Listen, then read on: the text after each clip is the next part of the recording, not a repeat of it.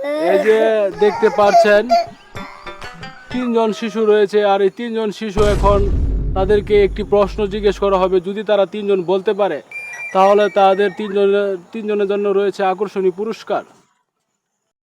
এই পুরস্কারের জন্য প্রস্তুত? তুমি বলো কর আগে কি বলো। মাইক খাও না, মাইক খাও না। আচ্ছা তুমি বলো, তুমি মিরাছো, তুমি বলো কর আগে কি। এখানে দেখতে পাচ্ছেন তিনজন শিশু রয়েছে। যদি তোমরা বলতে পারো তাহলে তোমাদের জন্য রয়েছে পুরস্কার। তুমি বলো মুরগি কি খায়, প্লিজ বলো। তুমি বলবা? নাও নাও, তুমি বলো। তুমি বলো কি দিয়ে আজকে ভাত খাইছো, বলতে পারবা না?